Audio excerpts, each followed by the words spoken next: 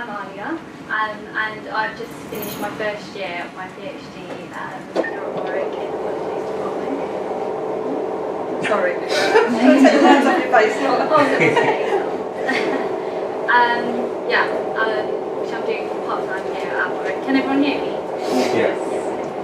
And my PhD is looking at the gendered nature of counterinsurgency in the war on terror in Afghanistan that NATO is kind of engaged with, and what implications those measures have had for peace, security and gender relations in the country. So for today's talk, it's by no means a finished paper, but I'm just going to focus on the gendered and sexualised aspects of the Western-led engagements in the war on terror, and I'm going to focus on two key examples from two different points in the war, and just to illustrate how women's bodies have come to be at the very epicentre of international security matters, right from justifying military invasions through to peace building and state building negotiations. So the first example I'm going to use is the obsession with unveiling Afghan women, and the second example is the symbolic role that women are conferred in discourses of gender, the nation and the state, and what new forms of women's oppression have come into being because of that role. So women and their bodies first came to be of strategic importance in the US-led war on terror at the very outset, in the lead up to the invasion of Afghanistan in 2001, when the world's attention was repeatedly drawn to the oppression of Afghan women by the Taliban, who were the authoritarian regime at the time. Women's oppression was presented as a legitimate justification for invasion, rather than merely the previously stated military aims of capturing Osama bin Laden and retaliating against the attacks of 9/11. For example, the US First Lady, Laura Bush, staged a radio address to the nation urging civilized people to support the invasion, and at once conflated the war on terror with women's empowerment. She said, the fight against terrorism is also a fight for the rights and dignity of women, she said. So what had begun as a war for revenge was deliberately reframed as a war for women's rights in order to rally support from the American public and from the international community. In particular, unrelenting press attention, sensationalized media reports and films all centered around one piece of clothing, the burqa, or veil, the blue veil covering the Afghan woman's entire body from head to toe, with only a narrow piece of gauze allowing her to see. This burqa came to be a symbol of the war in Afghanistan. The unveiling of Afghan women was inherently linked to NATO victory, a sign of progress and the vindication of Western values over so-called traditional Islamic ones. Colonial narratives of salvation also became evident through the use of Orientalist rhetoric of the other, which was reproduced through imagery of the veiled Muslim woman in narratives of pity. By positioning other Afghan women as voiceless and brutalized victims of other barbaric men, the enlightened USA could justify its military actions as an obligation to tame the Islamic world and liberate its women.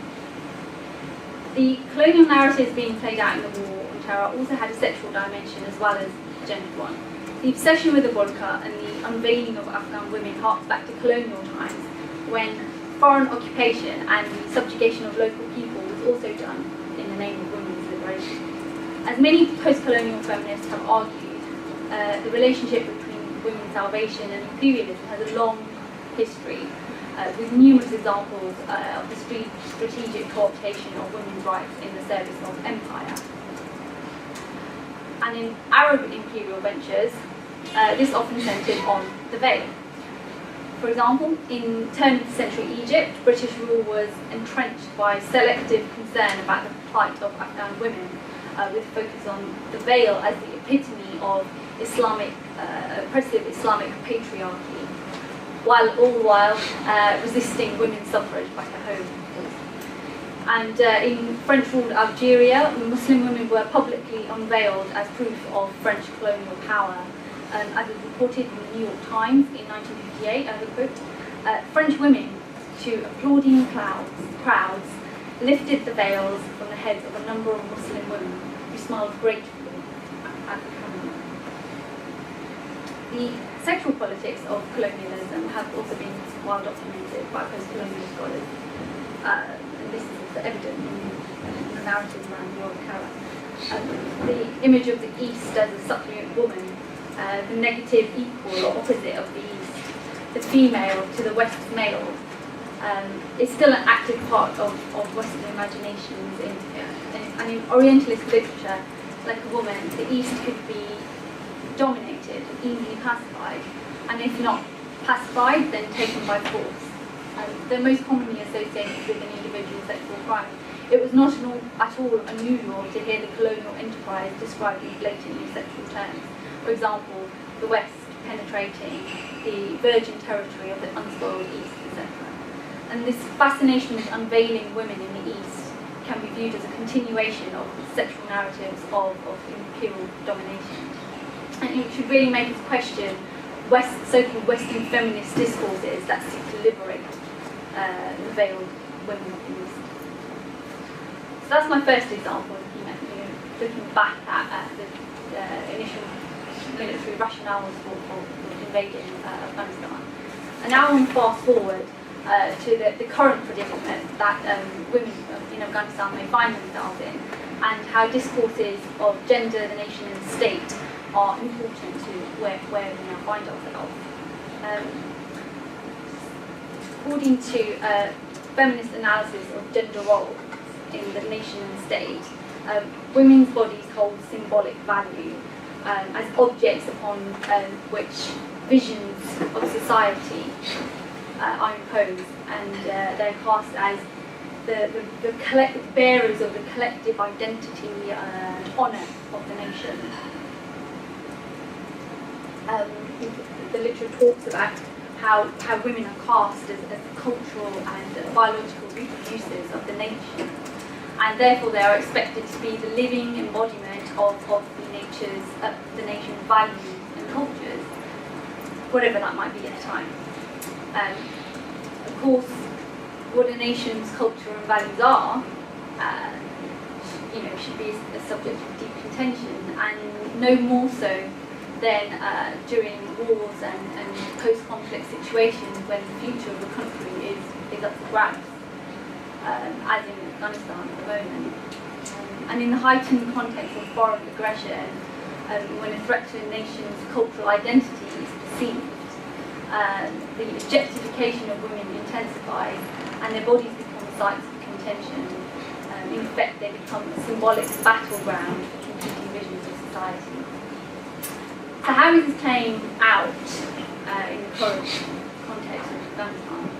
So on the one hand, we have NATO, the United Nations, Western-led NGOs, and some Afghan women's activist organisations who are insisting on a women's empowerment agenda, which fits in with the justifications for invasion. But as happened in Iraq, there are also conservative elements, nationalist groups, tribal leaders, the warlords, of course also the Taliban, and some sections of the national government and the parliament, who argue for different reasons that this is a Western plot to undermine the country's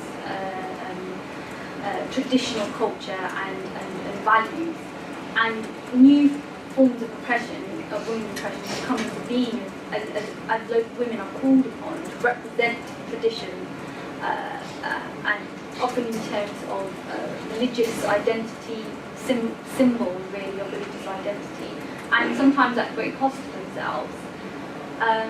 In particular, religious fundamentalists justify strategies to contain women's freedom by equating women's conformity with the status quo with the preservation of culture.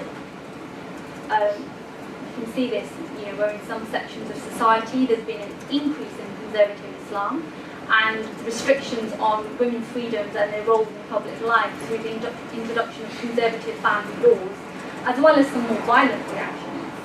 And this backlash against women can be understood as a form of symbolic resistance to the perceived imposition of Western values by foreign powers. The danger and the risk lies to women who resist this trend, being cast as betrayals of nation and culture.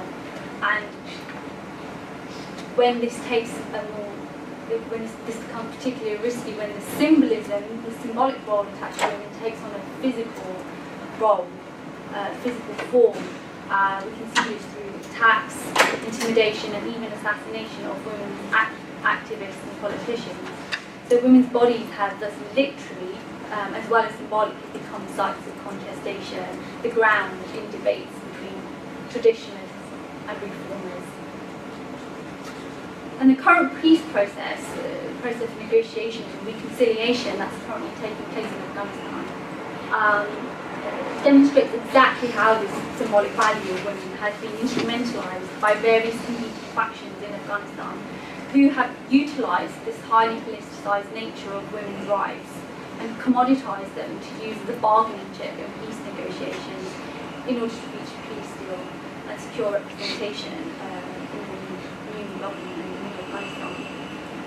As a result of this unspoken bargaining, commitments to women's rights are being negotiated away to reach a political settlement.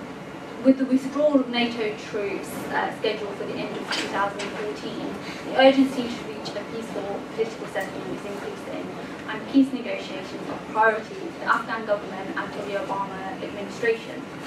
For many, the transition to a democratic, stable, peaceful Afghanistan will signal a successful outcome of the war, but it was all worth it.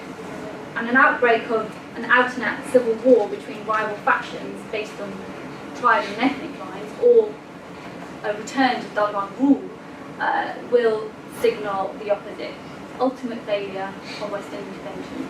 And once again, women's bodies are at the heart of it. In particular, there are fears that the inclusion of groups like the Taliban in political negotiations is likely to severely compromise any precarious gains in women's freedoms, given their abusive stance towards women. And despite this fact, the Afghan government is under pressure from the United States to strike a deal with the Taliban in time for the NATO withdrawal, which is likely to mean sidelining women's rights for fear of backlash from resentful men who may block a peace deal. Despite Hillary Clinton's stated commitment to continue to stand strongly by women in Afghanistan and to implement United Nations Security Council Resolution 1325, which promises the meaningful inclusion of women into this process, women are being shut out of negotiations, while warlords and insurgent groups use the reconciliation process to give themselves amnesty. Just to finish, this worrying erosion of women's rights and the deterioration of priority given to women's issues really should lead us to question the sincerity of the efforts to liberate women and reinforce arguments that women's rights were appropriated to justify the invasion and relegated to the sidelines once more in favour of reaching satisfactory military withdrawal and political settlement. Thank you.